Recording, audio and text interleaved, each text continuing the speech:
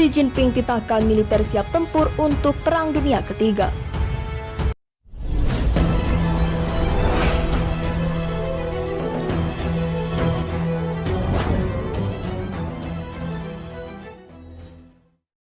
Sebelum lanjut, jangan lupa subscribe dan nyalakan tombol notifikasinya agar tidak ketinggalan info terbaru dari Kataku. Di tengah memanasnya hubungan Cina dengan sejumlah negara, Presiden Xi Jinping muncul ke publik dan berbicara di depan pertemuan pleno delegasi Tentara Pembebasan Rakyat dan Kepolisian Rakyat. Dalam rapat yang dilakukan pada hari Selasa 26 Mei 2020 itu, ia meminta militer memperkuat pelatihan dan pertahanan nasional di tengah pandemi corona, apalagi dalam situasi yang kompleks seperti sekarang. Dikutip dari Global Times dan China Morning Post, ia bahkan memerintahkan militer mengeksploitasi cara-cara pelatihan dan persiapan perang. Penting juga untuk meningkatkan persiapan pertempuran bersenjata dan kemampuan militer untuk melakukan misi, ujarnya. Pernyataan Xi Jinping cukup menarik perhatian. Selain karena dirinya memang Komisi Militer Pusat Cina, langkah ini dilakukan saat hubungan Cina dan sejumlah negara, terutama Amerika Serikat, sedang panas. Cina pun menaikkan anggaran militer hingga 6,6%. Anggaran akan ditetapkan sebesar 1.268 triliun, atau terbesar kedua di dunia setelah Amerika Serikat, yakni 738 miliar US dollar. Dari catatan AFP, dalam beberapa tahun terakhir, Cina memang menggenjot anggaran militer untuk memodernisasi PLA, tujuannya menjadi kekuatan kelas dunia yang menyaingi AS dan Barat. Sebelumnya di 2019, Cina meluncurkan 2 kapal induk buatan sendiri. Selain itu, Cina juga membuat rudal balistik antar benua pertama yang mampu mencapai Amerika Serikat. Cina membuat pangkalan militer pertama di Djibouti, Afrika di 2017. Beijing juga membuat rudal penghancur untuk memperkuat militernya.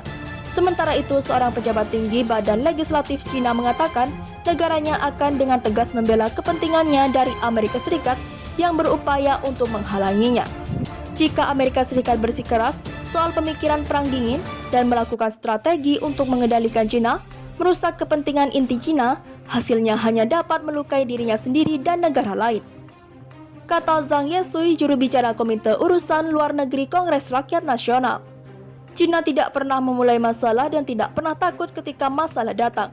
Cina akan dengan tegas mempertahankan kepentingan kedaulatan, keamanan, dan pembangunannya.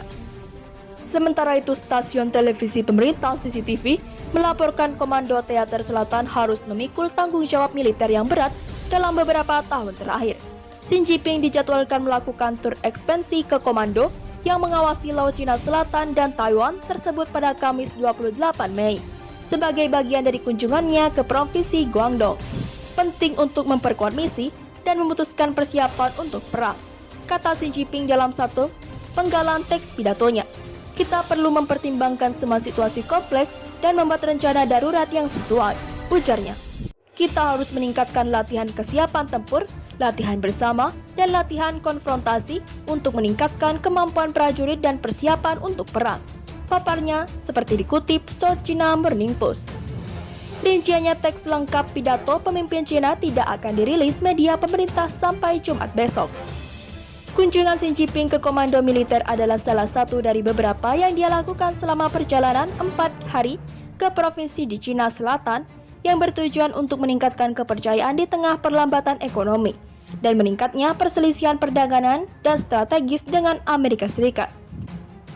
Kita harus meningkatkan latihan kesiapan tempur, latihan bersama dan latihan konfrontasi untuk meningkatkan kemampuan prajurit dan persiapan untuk perang, paparnya. Awal bulan ini, sebuah kapal perang Cina hampir tertabrak dengan kapal perang Amerika Serikat di perairan yang disengketakan setelah membuat apa yang orang Amerika gambarkan sebagai manuver tidak aman dan tidak profesional.